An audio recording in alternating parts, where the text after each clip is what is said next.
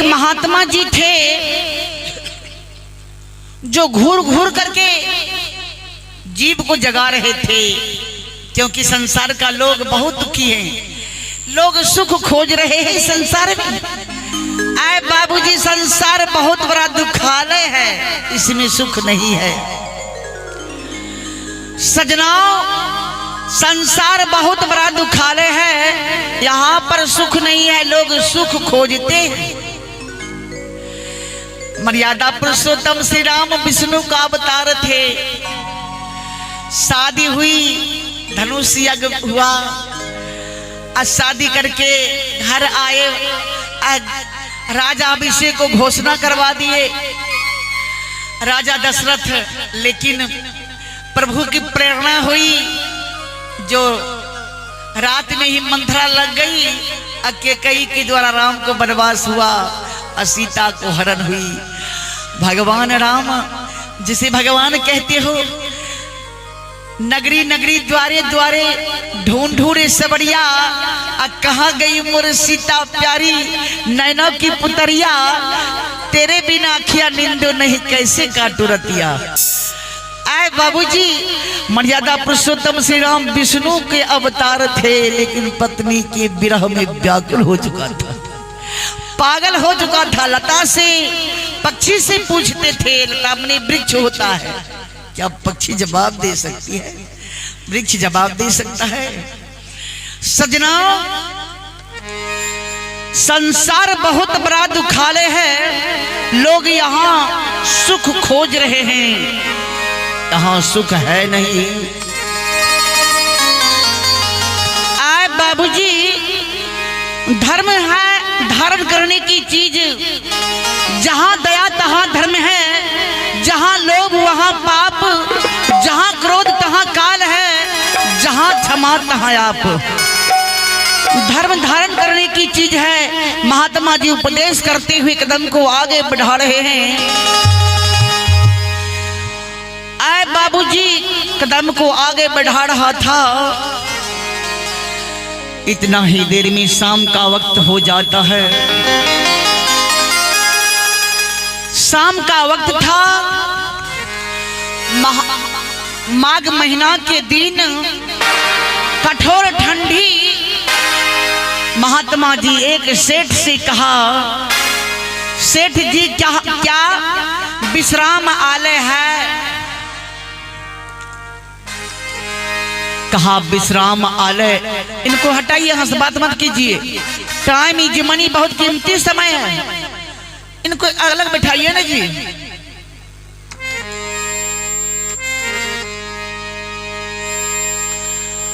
ऐ बाबूजी, होता क्या है, महात्मा जी को सेठ जी एक चाबी दे दिया। गौर कीजिएगा बाबूजी,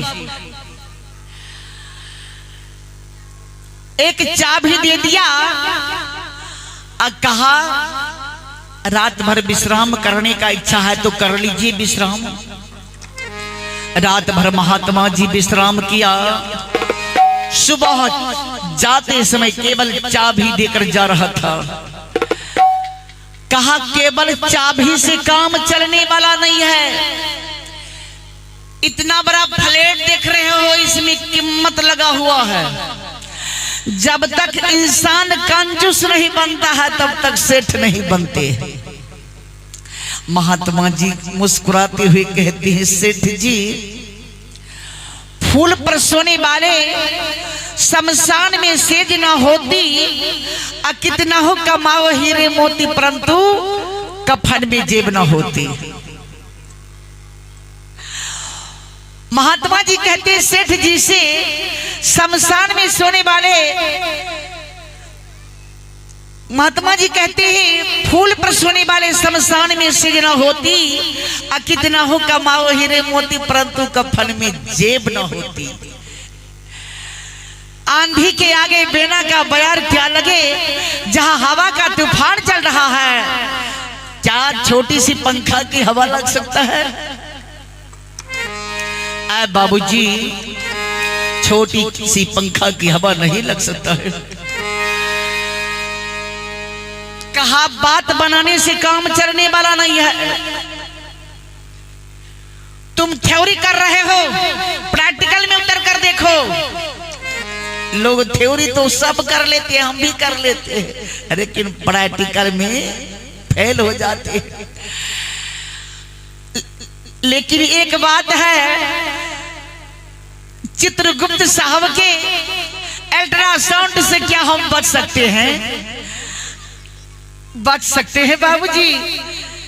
अच्छे बुरे जो हम कर्म कर रहे हैं, सारे क्रियाकलाप को चित्ररूपी चित्रगुप्त साहब हृदय रूपी डायरी पर नोट कर रहा है, और सारा प्रश्न का जवाब मुझे देना होगा।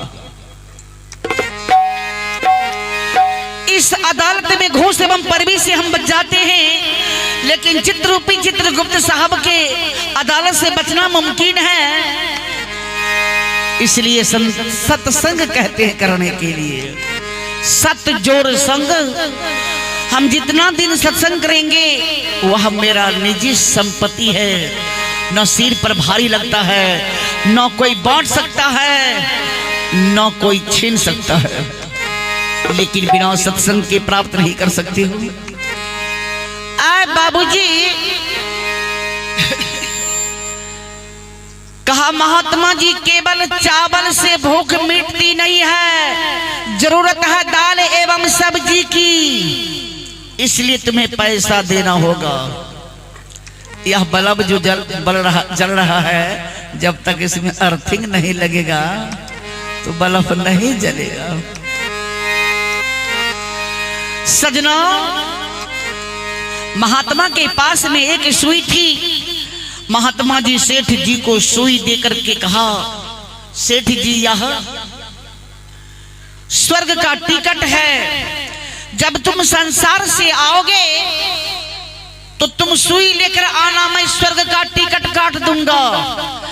क्योंकि स्वर्ग एवं नरक के बीच दरबार में मैं कुर्सी लगाकर बैठता हूँ। तुम सुई लेकर आओगे, मैं स्वर्ग का टिकट काट दूंगा, नहीं तो नरक में जाना होगा।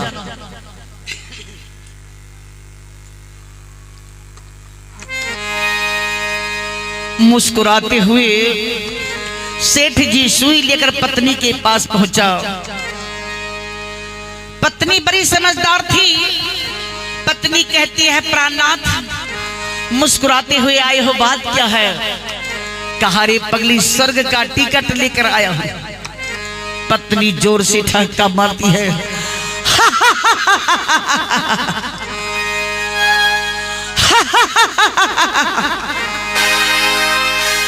सेठ जी कहते हैं, तुम पागल हो गई हो।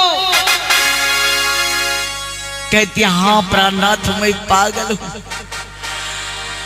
जो पाकर जल जाता है उसे पागल कहते हैं। क्या पागल का परिभाषा आप जानते हो?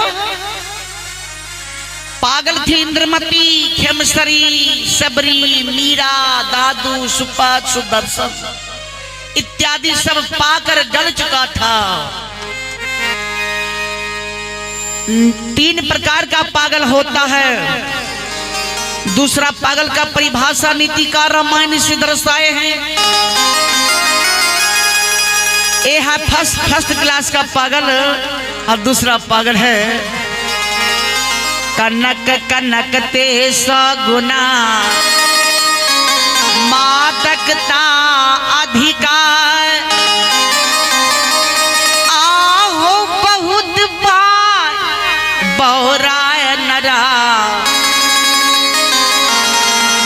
बहुत खाए बौरा। बहुत लोग सोना चांदी हीरा रत्नादि सुंदर स्त्री को पाकर पागल हो जाता है। माता पिता को त्याग देते हैं। आरे साला तीरथ, साली तीरथ, तीरथ ससुरारी है।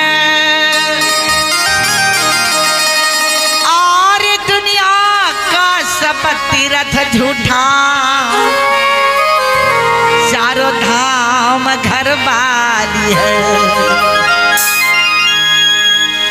बहुत लोग सोना चांदी हीरा रत्नादि सुंदर स्त्री को पाकर पागल हो जाता है। और चौथा पागल को मैं देख रही हूँ जो दारू शराब पी करके सड़क पर सड़के हुए रहते हैं और उल्टा सुल्टा बात बोलता रहता है।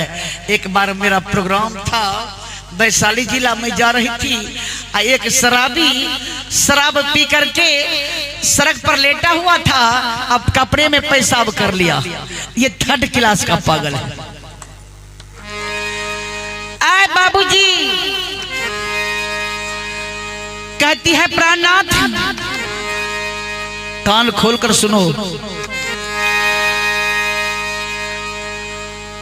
ये दुनिया दो से बना हुआ है, एक पुरुष और दूसरा प्रकृति, जिसको नीतिकार रामायण से समर्थन किए हैं। आहो छित जल पावक गगन समीरा, पंच रचित यह अधम शरीरा।